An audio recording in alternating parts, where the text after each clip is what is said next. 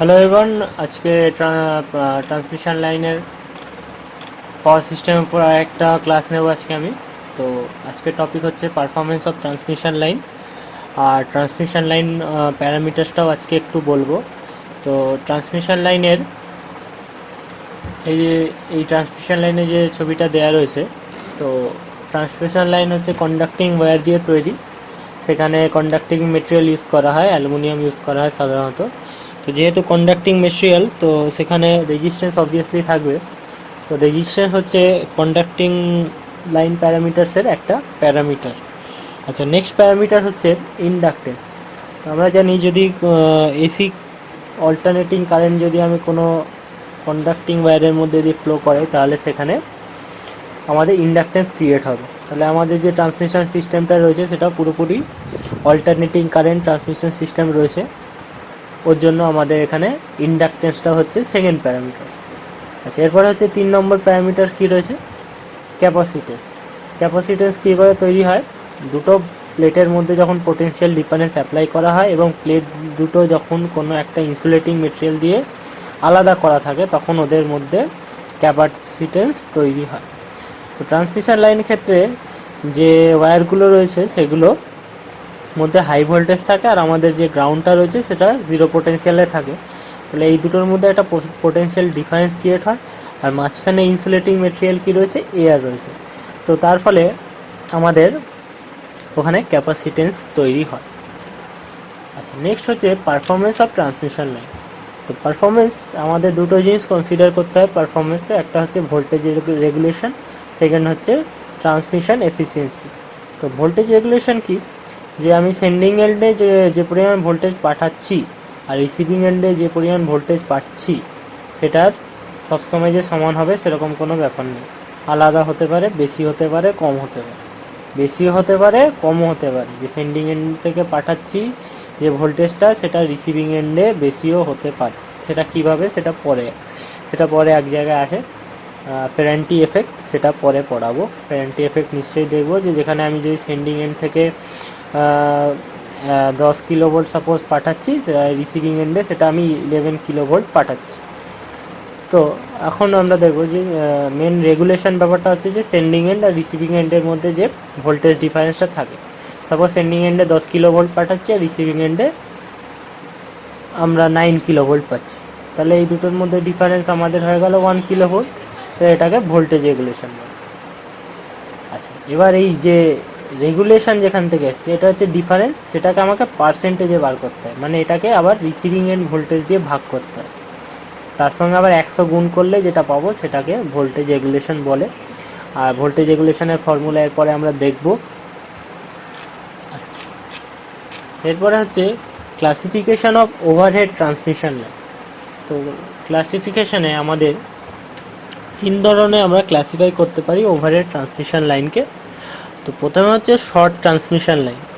Short transmission লাইনের definition হচ্ছে যে ট্রান্সমিশন লাইনগুলো মোটামুটি 50 কিলোমিটার বা 50 কিলোমিটারের কম, এবং যার হচ্ছে ভোল্টেজ, লাইন ভোল্টেজ হচ্ছে 20 কিলো ভোল্টের থেকে কম হয়, সেগুলোকে আমরা শর্ট ট্রান্সমিশন লাইনে ক্লাসিফিকেশানে রাখতে পারি।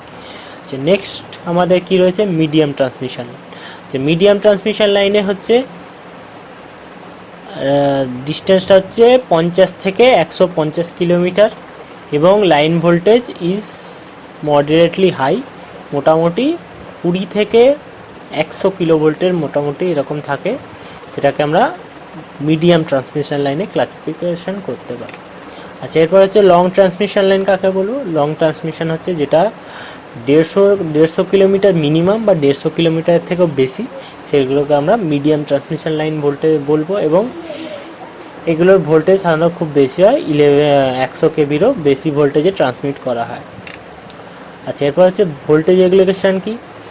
When a transmission line is carrying current, there is a voltage drop in the line due to the resistance and the inductance of the line. The resistance is that the receiving end voltage VR of the line is generally less than the sending end voltage. The result, মানে এর ফলে কি হয়, যে sending end voltage R receiving and ভোল্টেজের drop হয় এবং এদের ডিফারেন্স ক্রিয়েট হয়। ঠিক আছে, this drop VS minus VR in the line is expressed as a percentage of receiving end voltage VR is called voltage regulation. তাহলে যে ডিফারেন্সটা হচ্ছে সেটাকে আমি একটা পার্সেন্টেজে বার করি, সেটাকে VR দিয়ে ভাগ করে 100 দিয়ে গুণ করলে সেটা যেটা পাবো সেটাকে আমরা ভোল্টেজ রেগুলেশন বলি। আচ্ছা, ভোল্টেজ রেগুলেশনে হচ্ছে এটা ফর্মুলাটা খুবই ইম্পর্টেন্ট। তো VS minus VR, sending end voltage minus receiving end voltage by receiving end voltage into 100, এটা হচ্ছে ভোল্টেজ রেগুলেশনের ফর্মুলা। আচ্ছা, নেক্সট হচ্ছে transmission efficiency. The power obtain at the receiving end transmission line is the ratio of এই generally less than the sending end power due to loss in the transmission line. তাহলে কী হচ্ছে যে আমি যে receiving এন্ডে যে পরিমাণে পাওয়ারটা পাচ্ছি, এখানে ভোল্টেজ নয়, এফিসিয়েন্সিতে পাওয়ার, যে পাওয়ারটা পাচ্ছি সেটা সেন্ডিং এন্ডের পাওয়ারের থেকে অবভিয়াসলি কম হবে, কেন মাঝখানে আমাদের I² আর লস হচ্ছে, মাঝখানে রেজিস্ট্যান্স আছে, রেজিস্ট্যান্সের মধ্যে আমাদের যে লস হয় তার ফলে কিছু পরিমাণে পাওয়ার লস হয়। আচ্ছা, ট্রান্সমিশন এফিসিয়েন্সি ফর্মুলা কি? Receiving end power by sending end power into 100, এটাকেও পার্সেন্টেজে ফোকাস করা হয়। তাহলে রিসিভিং এন্ড পাওয়ার কি? VR IR cos phi r, এখানে cos phi r আমরা এসি, এখানে যা কিছু করা হচ্ছে অল্টারনেটিং কারেন্ট, ট্রান্সমিশন লাইন হিসাব করছি বলে এই অল্টারনেটিং কারেন্ট, ওর জন্য পাওয়ারের এক্সপ্রেশন হচ্ছে P = VI cos phi, তাহলে এখানে VR IR cos phi r into 100 by VS IS cos phi s। Receiving এন্ডটা উপরে হবে, সেন্ডিং এন্ডটা নিচে হবে, এটা ভুল করে দিলে হবে না, এটা যখন লিখবে একটু মাথায় রেখে লিখতে হবে যে রিসিভিং এন্ডটা সবসময় ওপরের দিকে হবে। যেখানে VS হচ্ছে সেন্ডিং এন্ড ভোল্টেজ, IR হচ্ছে sending end current, cos phi r হচ্ছে না VR হচ্ছে রিসিভিং এন্ড ভোল্টেজ, IR হচ্ছে receiving end current, cos phi r হচ্ছে receiving end power factor, VS হচ্ছে সেন্ডিং এন্ড ভোল্টেজ, IS হচ্ছে sending end current, আর cos phi s হচ্ছে sending end power factor. আচ্ছা, এবার আমরা সেন্ডিং শর্ট ট্রান্সমিশন লাইনের মডেলিংটা দেখব। তো শর্ট ট্রান্সমিশন লাইনে আমাদের আপনাদের ক্যাপাসিটেন্স যেটা আছে সেটা কনসিডার করা হয় না, কারণ সেটার ভ্যালুটা অত খুব বেশি হয় না, তার ফলে ওটা ক্যালকুলেশনে খুব বেশি এফেক্ট করে না, ওর জন্য আমরা ক্যাপাসিটেন্সটাকে নেগলেক্ট করব। ঠিক আছে, তো এখানে আছে রেজিস্ট্যান্স আর ইন্ডাকটেন্সটা সিরিজে নেওয়া হয়, আর লোড, এটা হচ্ছে সেন্ডিং এন্ড ভোল্টেজ, এটা হচ্ছে রিসিভিং এন্ড ভোল্টেজ। ঠিক আছে, এটাকে ক্যালকুলেট করার জন্য এবার আমরা ফেজার ডায়াগ্রাম আঁকবো। যেহেতু কারেন্ট সেন্ডিং এন্ড আর রিসিভিং এন্ড ভোল্টেজ দুটোর জন্যই সেম, ওর জন্য কারেন্টটাকে আমরা রেফারেন্স নেব। আচ্ছা, যেহেতু ইন্ডাকটেন্স রয়েছে তার জন্য ল্যাগিং পাওয়ার ফ্যাক্টর, তাহলে আমাদের ভোল্টেজটা উপরে হবে, তাহলে VR আর এটা হচ্ছে I, তাহলে এদের মধ্যে ডিফারেন্স যে ফেজ অ্যাঙ্গেলটা আছে সেটা হচ্ছে phi r। এরপরে আমাদের রেজিস্ট্যান্সের ড্রপ হবে আর ইন্ডাকটেন্সের ড্রপ হবে। রেজিস্ট্যান্সের ড্রপ হচ্ছে IR আর ইন্ডাকটেন্সের ড্রপ হচ্ছে IXL, আর এইগুলোকে সাম করলে আমরা VS পেয়ে যাব। আচ্ছা, ক্যালকুলেশানটা দেখি। ক্যালকুলেশানে হচ্ছে আমাদের টার্গেট হচ্ছে VS বার করা, তাহলে এটা হচ্ছে একটা রাইট অ্যাঙ্গেল ট্রায়াঙ্গেল, তাহলে অতিভুজ স্কোয়ার = লম্ব স্কোয়ার প্লাস ভূমি স্কোয়ার, তাহলে OC² = OD square plus DC square, তাহলে OC² = OD square plus DC square. আচ্ছা, OC মানে কি? OC মানে আমাদের VS পেয়ে গেছি। আচ্ছা, OD-কে দুভাবে ভাগ করতে পারি, OE প্লাস ED। এই যে VR আছে এটাকে দুটো কম্পোনেন্টে ভাগ করতে পারি, একটা কস কম্পোনেন্ট, এটা হচ্ছে VR cos phi r component, এটা হচ্ছে VR sin phi r component.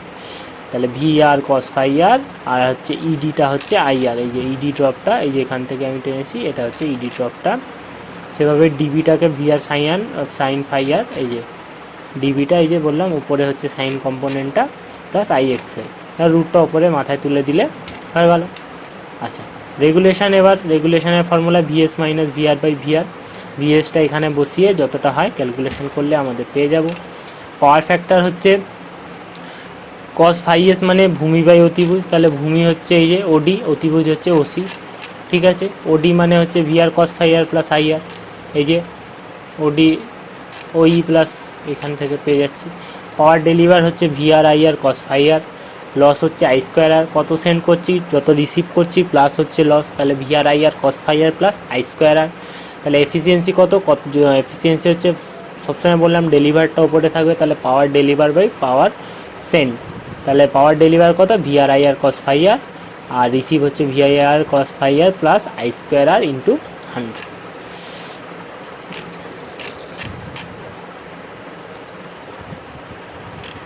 ব্যাস আজকে এইটুকুই থাক। Thank you. পরের দিন মিডিয়াম ট্রান্সমিশন লাইন আর কিছু অঙ্ক দেখবো এর মধ্যে আমরা।